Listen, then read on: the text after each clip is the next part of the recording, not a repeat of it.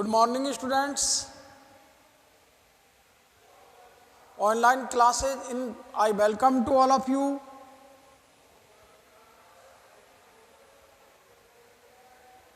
Gender school and society में अक्षमता और क्षेत्रीयता के संदर्भ में आप लोग अध्ययन कर रहे हैं। प्रशिक्षणार्थियों, जाति, वर्ग, धर्म, जातीयता, अक्षमता तथा क्षेत्रीय असमानता, इनको मिटाने के लिए या कम करने के लिए कुछ संवैधानिक प्रावधान हैं जिन पर हमने इससे पहले वाले पाठ में भी चर्चा की और अब इस पाठ में भी चर्चा कर रहे हैं। प्रशिक्षणार्थियों, भारतीय संविधान की प्रस्तावना में सामाजिक, आर्थिक और राजनीतिक न्याय की बात कही गई है। निश्चित रूप से ये पंक्तियां समानता और निष्पक्षता पर आधारित हैं। प्रशिक्षणार्थियों, अगर समानता और निष्पक्षता देश में लाई गई तो निश्चित रूप से वो जाति हो, वर्ग हो या धर्म हो, ये अक्षमता और क्षेत्रीय असमानता को कम किया जा सकता है।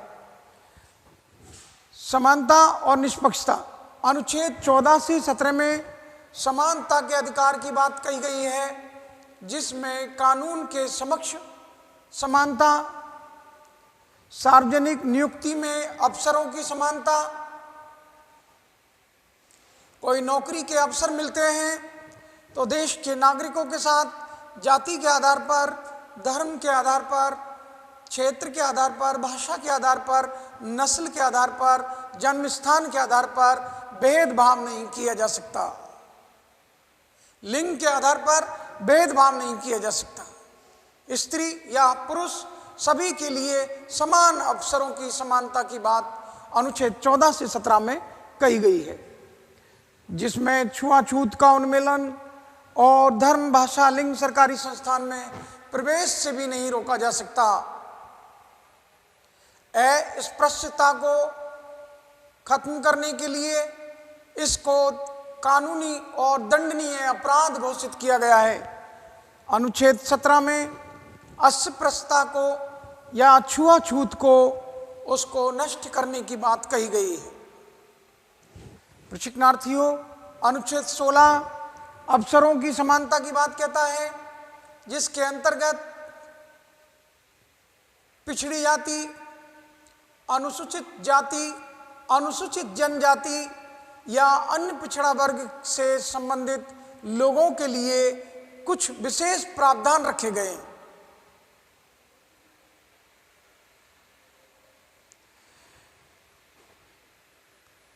देश के समस्त नागरिकों को अवसरों की समानता प्रदान की गई है अनुच्छेद 16 के अंतर्गत, लेकिन अनुसूचित जाति, अनुसूचित जनजाति और अन्य पिछड़ा वर्ग के लिए कुछ विशेष प्रावधान रखे गए हैं, विशेष सुविधाएं और उपबंध रखे गए हैं। अनुच्छेद 44 के अंतर्गत आ जाइए, देश के सभी नागरिकों के लिए एक आचार संहिता का पालन करना होता है। अनुच्छेद 44 के अंतर्गत देश के समस्त नागरिकों के लिए एक समान आचार संहिता लागू की गई है, जिसका पालन करना सभी देशवासियों के लिए अनिवार्य है। अनुच्छेद 45 6 वर्ष से लेकर 14 वर्ष तक के समस्त बालक और बालिकाओं के लिए निःशुल्क और अनिवार्य शिक्षा की व्यवस्था करता है, जिसमें निष्पक्षता और समानता स्पष्ट रूप से प्रोत्साहित होती है।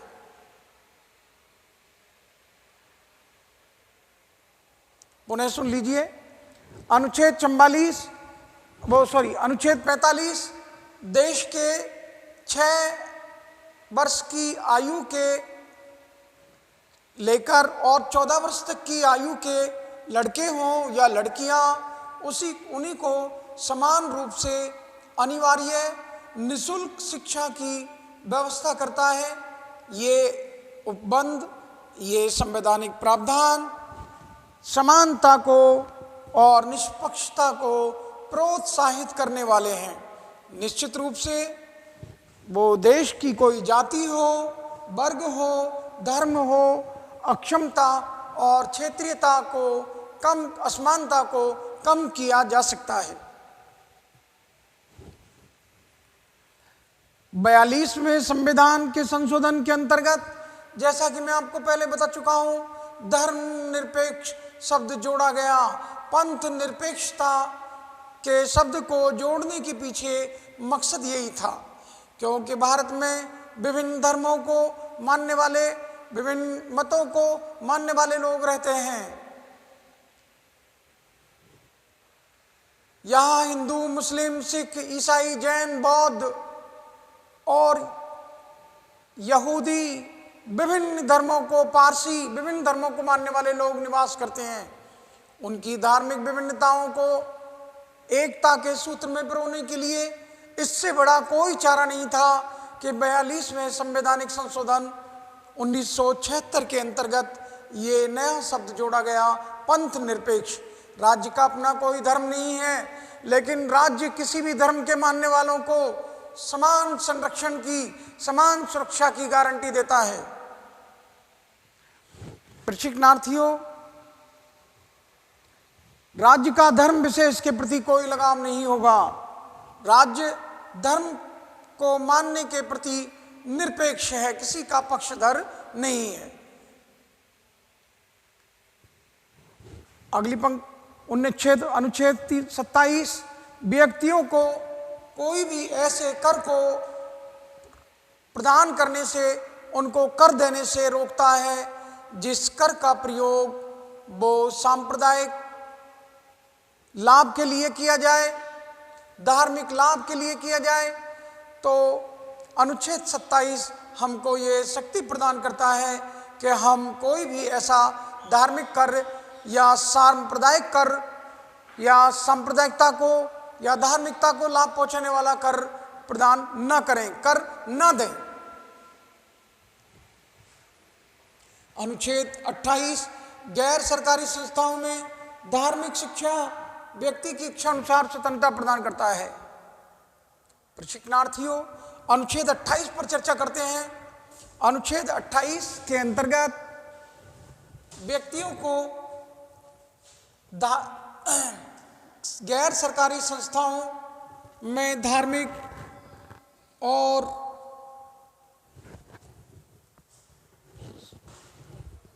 अनुच्छेद 28 गैर सरकारी संस्थाओं में धार्मिक शिक्षा व्यक्ति की इच्छा के अनुरूप ही प्रदान करने की ये स्वीकृति प्रदान करता है।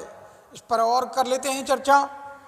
अनुच्छेद 28 के अंतर्गत कोई भी गैर सरकारी संस्था जिसमें धार्मिक शिक्षा दी जानी है, वहाँ धार्मिक शिक्षा व्यक्तियों को प्रदान की जा सकती है, विद्यार्थियों को शिक्षा प्रदान की जा सकती है धार्मिक, बशर्ते वो उन व्यक्तियों की, उन विद्यार्थियों की इच्छा के अनुरूप हो। अगर वो नहीं चाहते हैं ऐसी धार्मिक शिक्षा को लेना, तो उनको संविधान के अनुसार अनुच्छेद 28 के अंतर्गत पूरी स्वतंत्रता है कि वो ऐसी शिक्षा को स्वीकार न करें, और उनकी इच्छा है, उनकी इच्छा के अनुरूप है शिक्षा, तो वो इस शिक्षा को प्राप्त कर सकते हैं। ये उनको अनुच्छेद 28 ने अधिकार प्रदान कर रखे।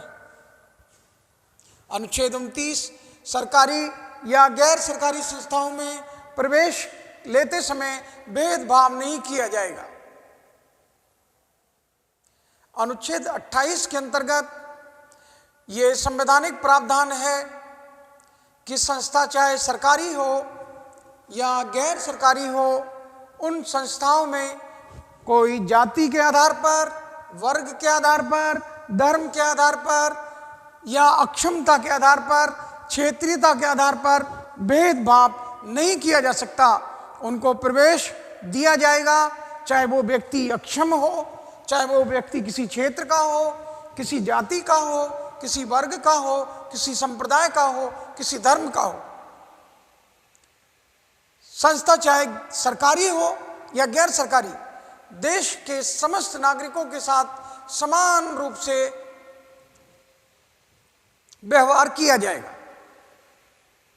असमानता का व्यवहार नहीं किया जा सकता। तो उनको समान रूप से प्रवेश सभी नागरिकों को प्रदान किया जाएगा।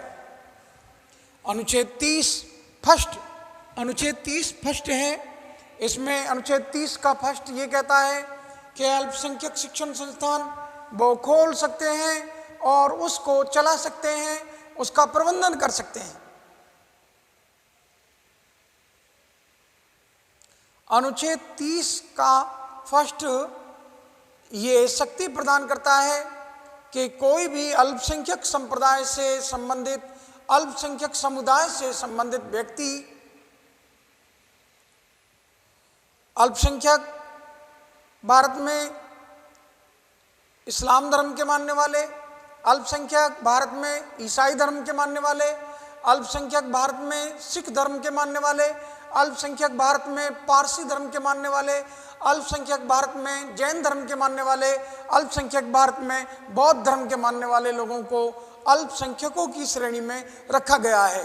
क्योंकि भारत बहुसंख्या में हिंदू धर्म के मानने वाले लोगों का देश है, इसलिए यहाँ अल्पसंख्यक समुदाय से संबंधित लोगों को अनुच्छेद 30 फर्स्ट के अंतर्गत ये अधिकार प्राप्त है कि वो अपनी कोई भी संस्था, शिक्षण संस्थान खोल सकते हैं, उसको चला सकते हैं, उसका प्रबंधन कर सकते हैं। और अनुच्छेद 30(2) के अंतर्गत राज्य से अनुदान में कोई भी अल्पसंख्यक शिक्षण संस्थान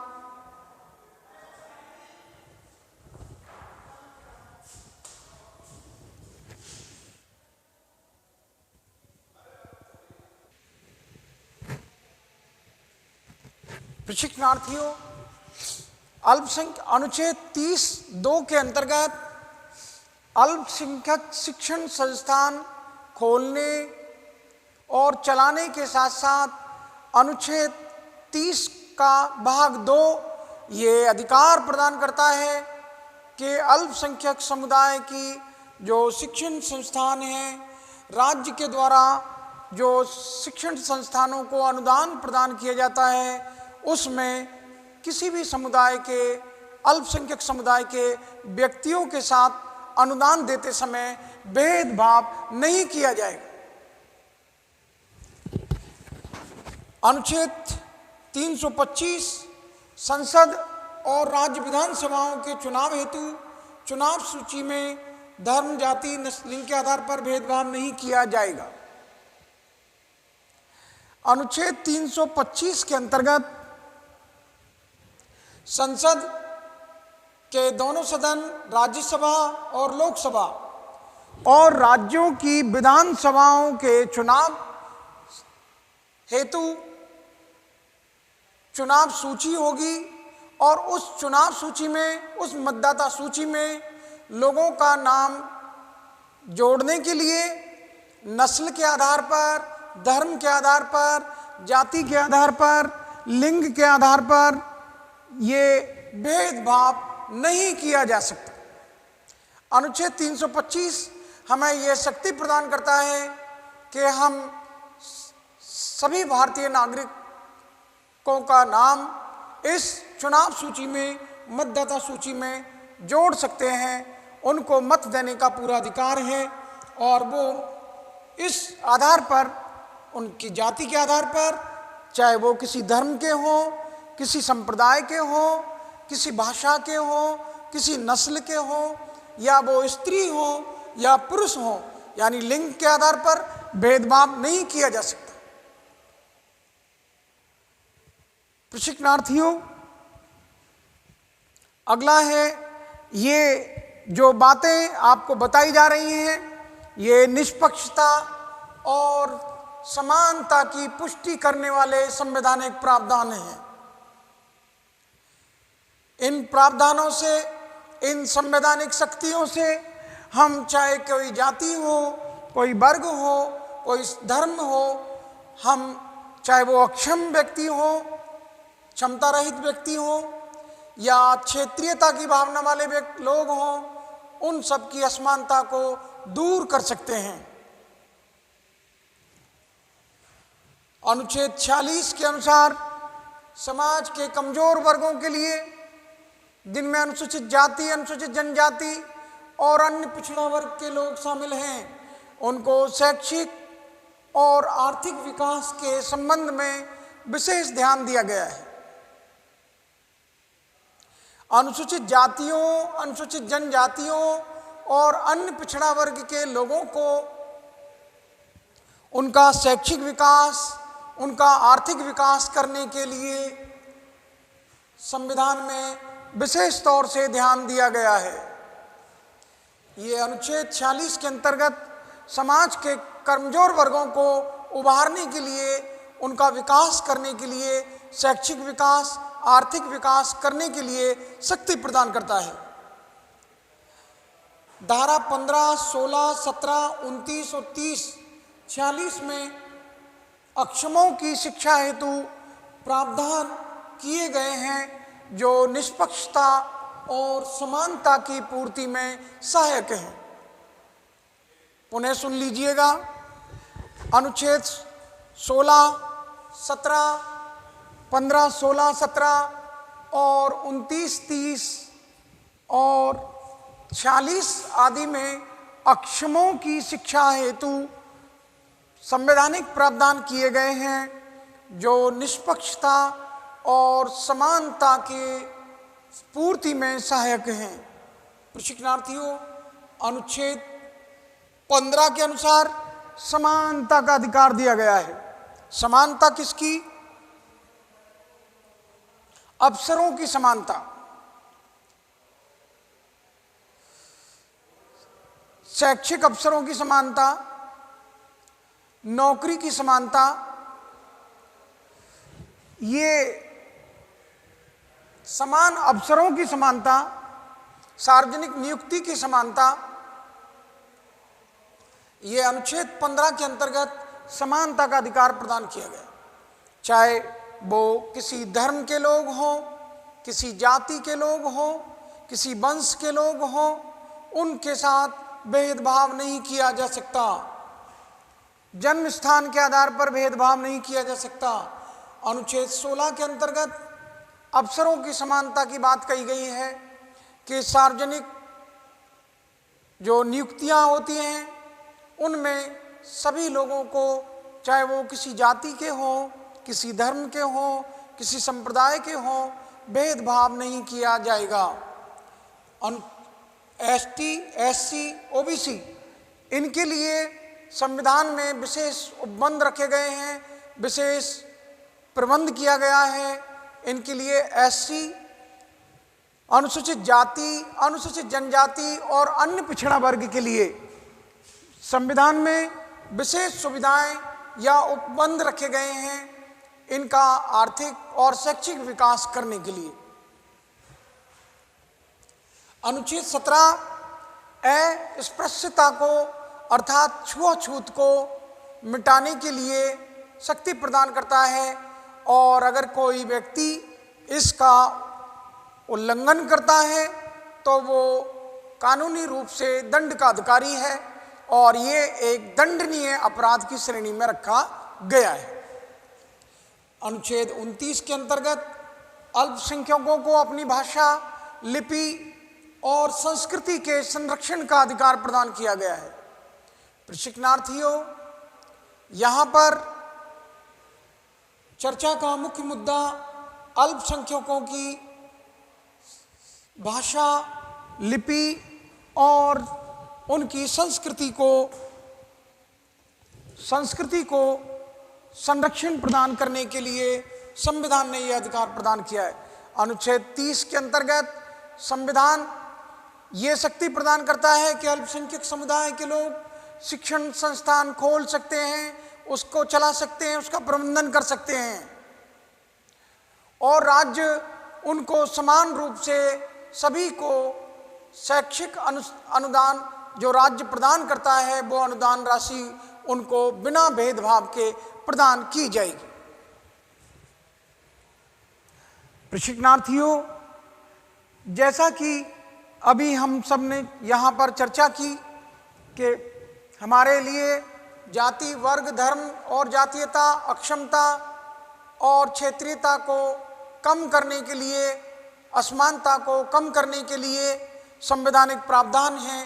तो उन्हीं प्रावधानों के अंतर्गत यहाँ कुछ सुझाव भी दिए गए हैं।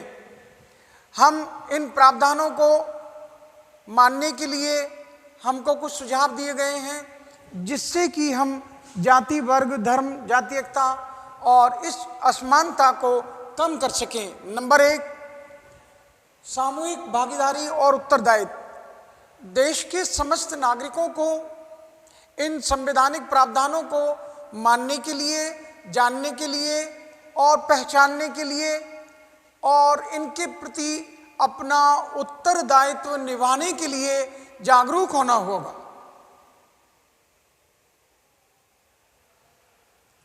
प्रशिक्षणार्थियों, सामूहिक रूप से हमारी भागीदारी जिस दिन हो जाएगी, हम अपनी जिम्मेदारी का निष्ठापूर्वक पालन करेंगे तो निश्चित रूप से हम, चाहे वो जाति की समस्या हो, वर्ग की हो, अक्षमों की हो या क्षेत्रीय असमानता हो, हम सबको मिटा पाने में सफल हो पाएंगे।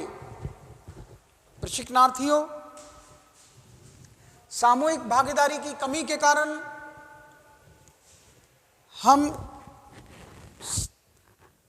इस उत्तरदायित्व को नहीं निभा पाते हैं और सरकार की और कानून की जिम्मेदारी समझकर छोड़ देते हैं।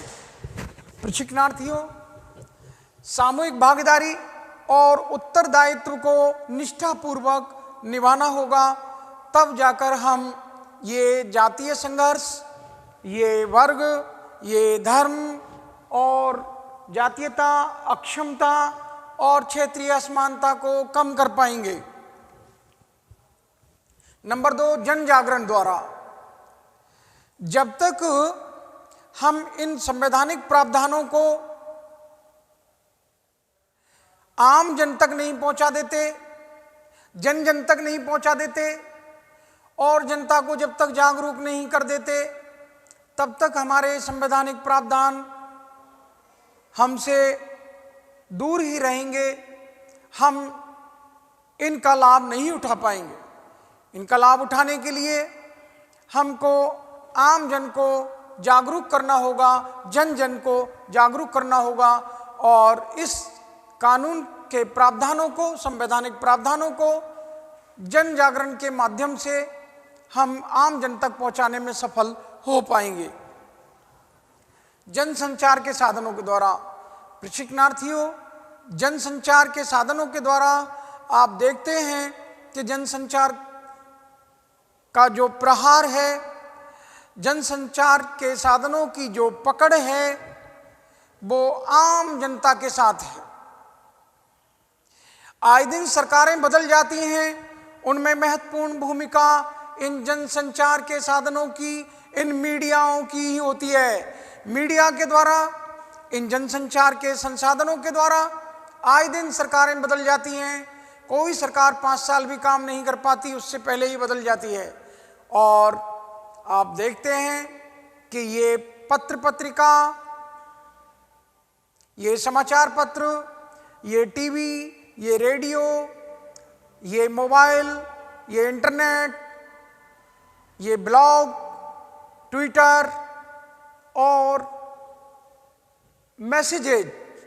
मैसेज के माध्यम से ये संप्रेषण के साधन, ये संचार के साधन और ये जनसंचार के साधनों के माध्यम से हम अपनी बात को आसानी से जनता तक पहुंचा सकते हैं। प्रशिक्षणार्थियों, आवश्यकता है कि इन जनसंचार के साधनों का सदुपयोग किया जाए और जनसंचार के साधनों के द्वारा ये संवैधानिक प्रावधानों को आम जन तक पहुंचाया जाए। और आम जन तक जब ये संवैधानिक प्रावधान पहुंच जाएंगे, निश्चित रूप से देश में से वो भेदभाव, वो कलह, वो असमानता, उन सबको मिटाया जा सकता है। प्रशिक्षणार्थियों, यहाँ पर अगला जो सुझाव दिया गया है वो है निष्पक्ष विद्यालयी वातावरण। आज देश में भ्रष्टाचार चरम पर है। आज देश में भाई भतीजावाद चरम पर है। आज देश में ये असमानताएं चरम पर हैं। प्रशिक्षणार्थियों, उनको चरम पर पहुंचाया किसने है? मैं समझता हूं हमारे इस विद्यालय वातावरण को हमको स्वच्छ बनाना होगा। हमको विद्यालय में निष्पक्षता के पाठ पढ़ाने होंगे। जैसा कि संविधान की प्रस्तावना में बंधुता शब्द को जोड़ा गया कि हम देश की एकता और अखंडता के लिए बंधुता सुनिश्चित करने वाली बंधुता, देश की एकता और अखंडता को सुनिश्चित करने वाली बंधुता को लाना होगा। तो प्रशिक्षणार्थियों, वो बंधुता हमारे विद्यालय वातावरण में होनी चाहिए। वो भाईचारा, वो मेल मिलाप हमारे विद्यालय में हो। विद्यालय के वातावरण को पक्षपात रहित बनाया जाए, निष्पक्ष बनाया जाए। जो संविधान की प्रस्तावना में भाईचारे की बात कही गई है, उस भाईचारे को कायम किया जाए और उस भाईचारे पर लोगों को चलाया जाए। इंसाफ की डगर पे बच्चों दिखाओ चल के, ये देश है तुम्हारा, नेता तुम ही हो कल के। प्रशिक्षणार्थियों, इन पंक्तियों से आप समझ सकते हो, अपने हो या पराए, सबके लिए हो न्याय। ये भावना, इंसाफ की भावना, ये निष्पक्षता की भावना यही सिखाती है कि अपने हो या पराए, सबके लिए हो न्याय। तो विद्यालय के वातावरण को निष्पक्ष बनाना है, विद्यालय के वातावरण को स्वस्थ बनाना है और स्वस्थ और निष्पक्ष पूर्ण वातावरण में जो विद्यालय में बालक अध्ययन करेंगे तो वो असमानता को भूल जाएंगे और भाईचारे के साथ समानता को ग्रहण कर लेंगे। प्रशिक्षणार्थियों, यहाँ पर उस विद्यालय वातावरण को निष्पक्ष बनाने के लिए जो जोर दिया गया है वो यही है कि निष्पक्ष वातावरण से हम, विद्यालय वातावरण से हम विद्यार्थियों में, देश में ऐसे विद्यार्थियों की संख्या को बढ़ा पाएंगे जो इंसाफ पर चल रहे हैं, न्याय पर चल रहे हैं और समानता पर उनके विचार कायम हैं। संवैधानिक प्रावधानों का निष्ठापूर्वक पालन, जैसा कि मैं आपसे पहले कह चुका हूं, जब तक हम संवैधानिक विचारों का, संवैधानिक प्रावधानों का निष्ठापूर्वक पालन नहीं करेंगे, हम क्षेत्रीय असमानता और अक्षमों के लिए कुछ नहीं कर पाएंगे। हमको अक्षमता के लिए और क्षेत्रीय असमानता को कम करने के लिए हमको संवैधानिक प्रावधानों का निष्ठापूर्वक पालन करना होगा। अगला बिंदु है राजनीतिक दलों पर सख्त कार्रवाई हो। प्रशिक्षणार्थियों, जो जातीयता, जो कट्टरता, जो धर्म, भाषा, क्षेत्र और जातिवाद की राजनीतिक दल जो बात करते हैं, उनके प्रति सरकार को, कानून को सख्त होना चाहिए और ऐसे राजनीतिक दलों को, उनके साथ सख्ती से कार्रवाई होनी चाहिए।